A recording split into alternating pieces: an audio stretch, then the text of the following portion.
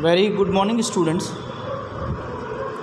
Financial management के receivable management chapter में आज हम ऑप्टिमम क्रेडिट पॉलिसी की स्टडी करेंगे। पोर्शन स्टार्ट करने से पहले हमें क्रेडिट के बारे में समझना होगा। कोई भी जो फर्म होती है वो अपने प्रोडक्ट या सर्विसेज को जो सेल करती है वो दो आधार पर करती है, या तो कैश यानी नकद या फिर क्रेडिट यानी उधार। जैसे ही कंपनी किसी प्रोडक्ट को सेल करती है कैश में तो उससे related transaction at the same time ख़त्म हो जाते हैं, क्योंकि हमने प्रोडक्ट को सेल कर दिया और बदले में हमने कैश ले लिया। लेकिन जब हम किसी भी प्रोडक्ट को क्रेडिट पर सेल करते हैं तो वो प्रोडक्ट से रिलेटेड जो ट्रांजैक्शन है, क्रेडिट ट्रांजैक्शन, वो इन फ्यूचर भी रन करते रहते हैं, क्योंकि उसके लिए फिर डेटर्स लाइबल हो जाते हैं और फिर कलेक्शन पीरियड और एवरेज पेमेंट पीरियड भी बढ़ जाता है। और इसी क्रेडिट सेल्स के लिए जो लाइबल होते हैं वो डेटर्स कहलाते हैं, जिन्हें हम रिसीवेबल्स भी कहते हैं। यदि आप किसी डेटर्स पर बिल लिख देते हैं तो बिल रिसीवेबल हो जाता है। इन केस मान लीजिए कि अगर डेटर्स अपना पैसा टाइम पर हमें पे नहीं करता है तो वो बैड डेब्ट्स हो जाता है। उसके लिए हम प्रोविजंस फॉर डाउटफुल डेब्ट्स भी बनाते हैं। तो क्रेडिट पॉलिसी इन्हीं पोर्शंस पर स्टडी करती है कि आखिर ऐसी कैसी पॉलिसी बनाई जाए जिससे कि क्रेडिट देने में आसानी हो प्लस उसके रिटर्न्स पर आसानी हो, और इन केस अगर रिटर्न ना हो तो कंपनी पर कोई इफ़ेक्ट ना पड़े। इस तरीके से हमें पॉलिसी को बनाना और मेंटेन करना पड़ता है। क्रेडिट पॉलिसी पढ़ने से पहले हमें रिसीवेबल्स के बारे में जानना पड़ेगा। Receivables are assets account representing amount owed to the firm as a result to the sale of goods and services in the ordinary course of business। साधारण भाषा में व्यवसाय में उधार विक्रय वस्तु का चाहे सेवा का जो विक्रय किया जाता है उसके अमाउंट से संबंधित रिसीवेबल्स कहलाते हैं। जब हम जब प्रोडक्ट की क्रेडिट सेल्स करते हैं तो उससे कुछ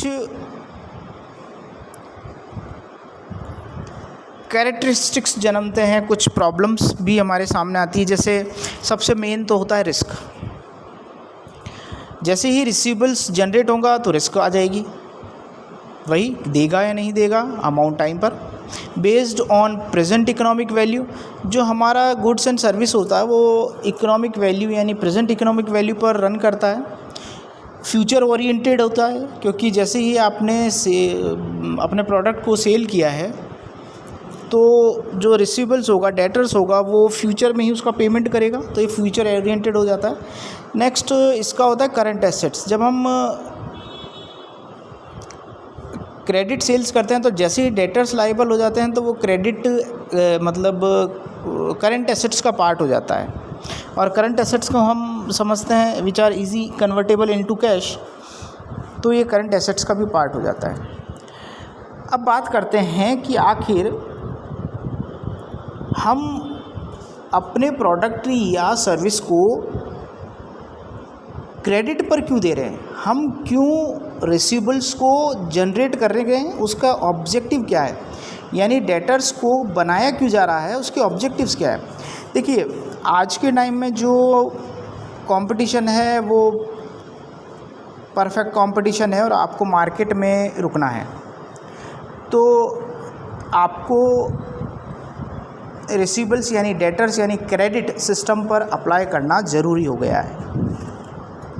क्योंकि जब हम क्रेडिट पर अपने सिस्टम को जनरेट करते हैं तो उसका पहला इफ़ेक्ट होता है टू इंक्रीज़ द सेल्स, कि हमारी जो सेल्स होती है, देखिए it is a powerful tool for increasing sales. अगर क्रेडिट सेल्स है वो सबसे ज़्यादा सेल्स को इंक्रीज़ करता है। दूसरा इसका पॉइंट है टू इंक्रीज़ प्रॉफिट। हम जो भी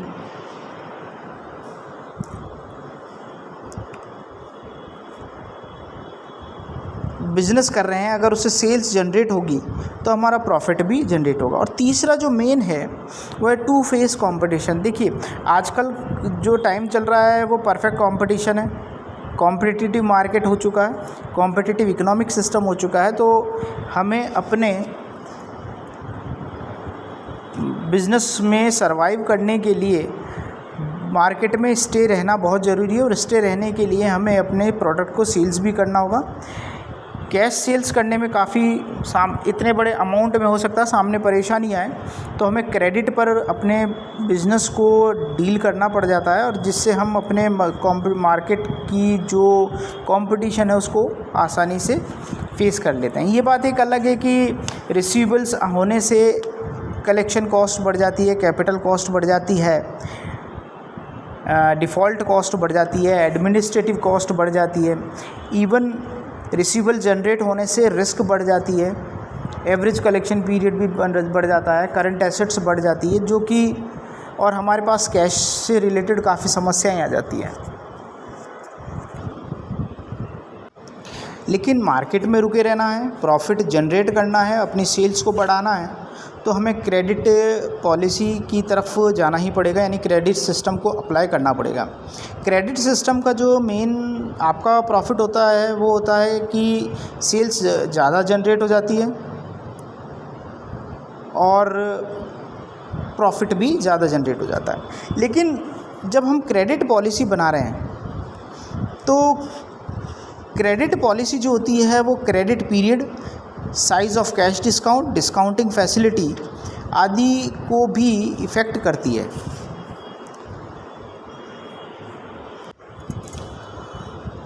और ये कहा जाता है कि credit is the soul of business. यदि अगर हम क्रेडिट देंगे तो उससे बिजनेस हमारा आगे रन करता रहता है।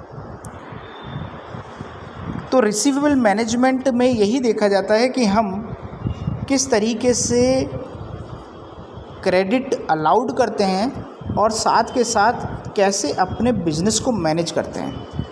इसीलिए रिसीवेबल मैनेजमेंट की स्टडी की जाती है, क्योंकि जब हम रिसीवेबल मैनेजमेंट की स्टडी करते हैं तो उसके हमें 5 फ़ायदे मिलते हैं। पहला, achieve the optimum level of sales. Receivable management करने से हमें ऑप्टिमम लेवल ऑफ सेल्स मिल जाता है कि कितना मिनिमम हमें सेल्स करना है। दूसरा होता है minimize the cost of credit. जो हम कॉस्ट ऑफ क्रेडिट है उसको मिनिमाइज़ कर पाते हैं। थर्ड होता है the maintain optimum level of investment in receivable. Investment की जो लेवल होता है उसको भी हम मेंटेन कर पाते हैं। फोर्थ, रिसीवेबल मैनेजमेंट का जो फ़ायदा ऑब्जेक्टिव है वो है maximize return on investment. Return on investment होना भी बहुत ज़रूरी है। फिफ्थ होता है reduce the volume of risk. Receivable management करने से वॉल्यूम ऑफ रिस्क भी कम हो जाता है, क्योंकि जब हम क्रेडिट सेल करते हैं तो उससे हमें रिस्क भी फेस करनी पड़ जाती है। इसी रिस्क को फेस करने के लिए ऑप्टिमम क्रेडिट पॉलिसी का जन्म हुआ है। और ये जो क्रेडिट पॉलिसी होती है, ये क्रेडिट पॉलिसी 2 तरह की पॉलिसी होती हैं। पहली लीनिएंट क्रेडिट पॉलिसी होती है और दूसरी स्ट्रिक्ट क्रेडिट पॉलिसी होती है। जब हम बात करते हैं लीनिएंट क्रेडिट पॉलिसी की, यदि कंपनी को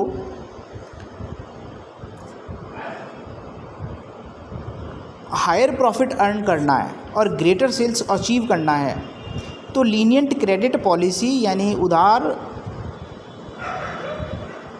उधार नीति को अप्लाई करना पड़ता है। There will be greater sales and higher profit earn by such firms who follow lenient credit policy.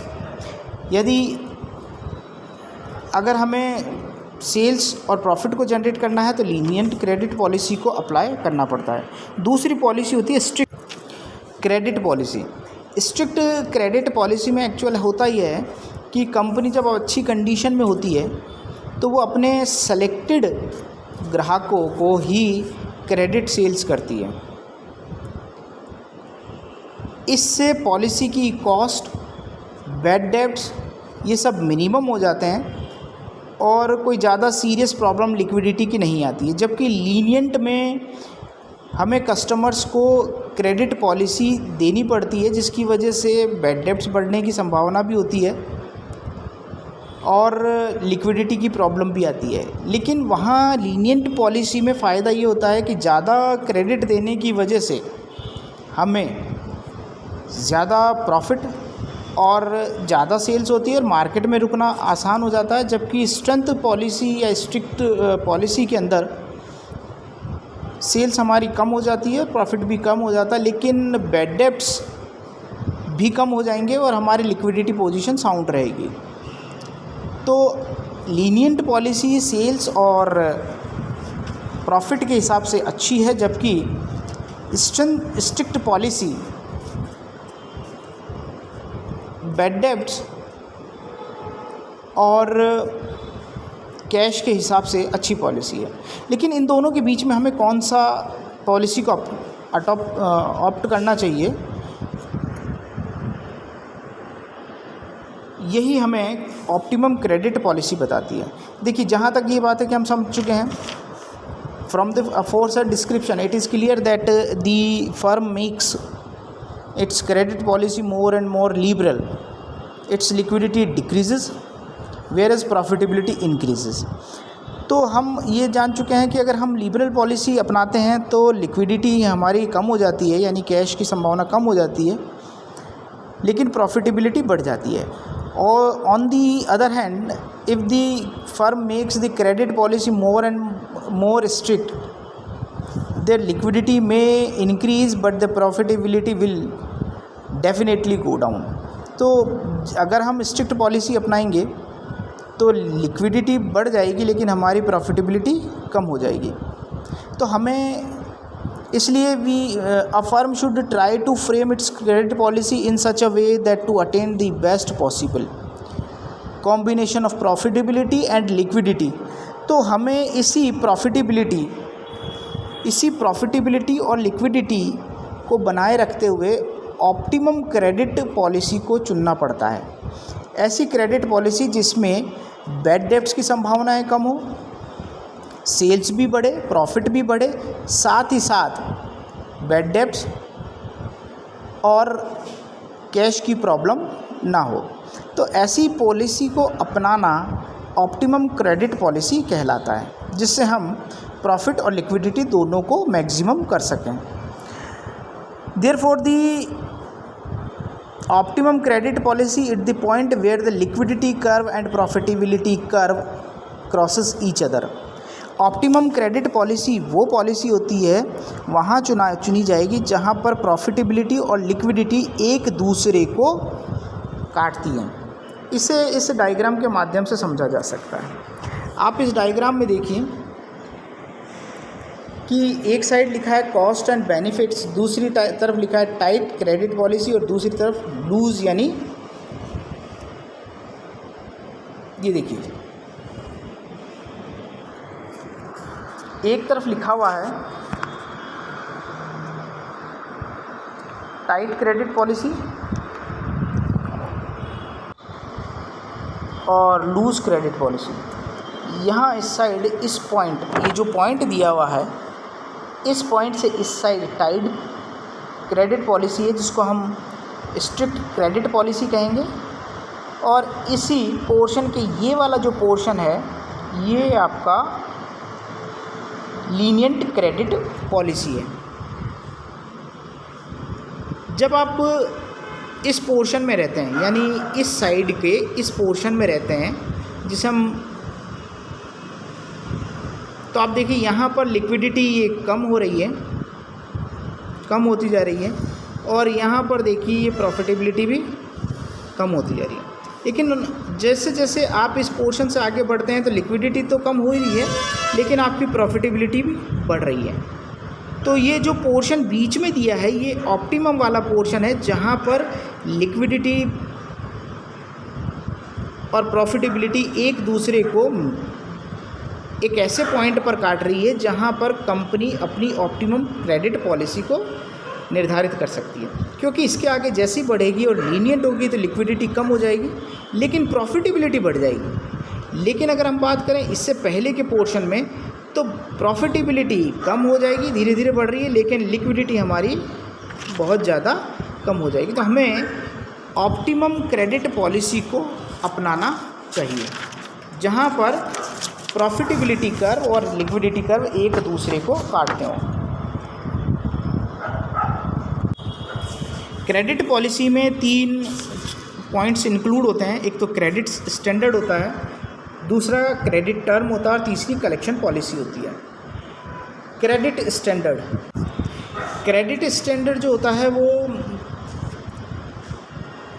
Customer को क्रेडिट देने का एक बेसिक क्राइटेरिया होता है।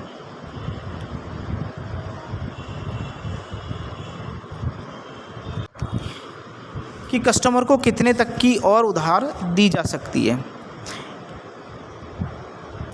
इससे इसके जो तत्व होते हैं क्रेडिट स्टैंडर्ड के वो होते हैं credit rating, credit references, average payment period और सर्टेन फाइनेंशियल रेशियोज। आप देखिए जब भी हम कोई प्रोडक्ट खरीदते हैं तो आजकल सिबिल स्कोर भी चेक किया जाता है, that is also credit standard. ये जो क्रेडिट स्टैंडर्ड्स होते हैं ये 2 उसके होते हैं, एक तो रेस्ट्रिक्टिव होते हैं और दूसरा लिबरल होते हैं।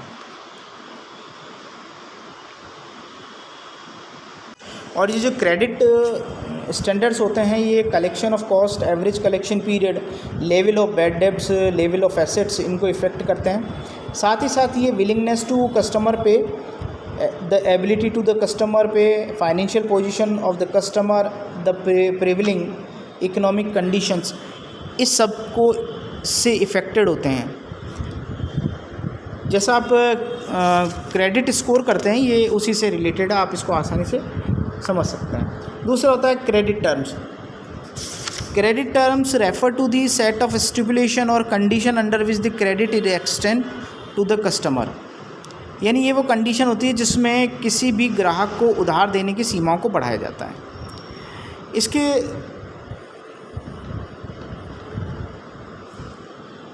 ये जो these payments are related to goods sold, ये जो क्रेडिट टर्म होती है ये गुड्स सोल्ड से रिलेटेड होती है। The credit term specify how the credit will be offered including the length of the period. Credit term जो होती है वो लेंथ ऑफ द पीरियड को बताती है, साथ ही साथ the interest on the credit and the cost of default को भी शो करती है। इसमें जो क्रेडिट टर्म्स होती है वो 2 चीज़ से रिलेट करती है, एक तो होती है क्रेडिट पीरियड और दूसरा होता है कैश डिस्काउंट। क्रेडिट टर्म को कुछ इस तरीके से शो किया जा सकता है, जैसे आप इसको रीड करिए, यहाँ पर लिखा है these terms effect a combination of the credit term at return as 2/10 net 30। यहाँ पर लिखा है 2/10 नेट 30। इसका मतलब क्या है? इसका मतलब होता है कि यदि किसी ने 10 दिन के अंदर अंदर उधार को वापस दे दिया है तो उसको 2% के हिसाब से डिस्काउंट मिलेगा और ये 30 दिन तक चलेगा। यदि आफ्टर 30 डेज़ 30 दिनों बाद अगर दिया है तो ये 2% जो डिस्काउंट है नॉट अवेल्ड, यानी it will not be declared. तो इसको जो लिखते हैं अपन ऐसे लिखते हैं 2/10। तो 2 का मतलब तो हो गया रेट ऑफ इंटरेस्ट या कैश डिस्काउंट, यानी 2 ऐसे लिखा है 2/10। तो 2 का मतलब हो गया कैश डिस्काउंट, अपॉन 10 का मतलब हो गया वो डेज़ जिस पर कैश डिस्काउंट ईजिली अवेल करेगा, और नेट 30 का मतलब हो गया क्रेडिट पीरियड इज़ 30 डेज़। अब बात करते हैं क्रेडिट पीरियड की। Credit period is the time duration of which the credit is extended to the customer. दूसरा होता है कैश डिस्काउंट, जिसे हम कैश डिस्काउंट कितना दे रहे हैं। कलेक्शन पॉलिसी, कलेक्शन पॉलिसी कैसी होनी चाहिए? The third area involve the accounts receivable management is collection policy. It refers the procedure followed and to collect amount receivable when after the expiry of credit policy they become due. यानी collection policy का मतलब ये है कि हम जो debtors को हमने जो उधार माल बेचा है उसको हमें क्रेडिट पीरियड के ख़त्म होने से पहले मनी को कलेक्ट कर लेना है। कलेक्शन पॉलिसी कवर्स 2 आस्पेक्ट, इसके 2 आस्पेक्ट होते हैं। फर्स्ट होता है degree of effort to collect the overdues, जो ओवरड्यूज़ है उसको कलेक्ट करना, और type of collection efforts. Degree of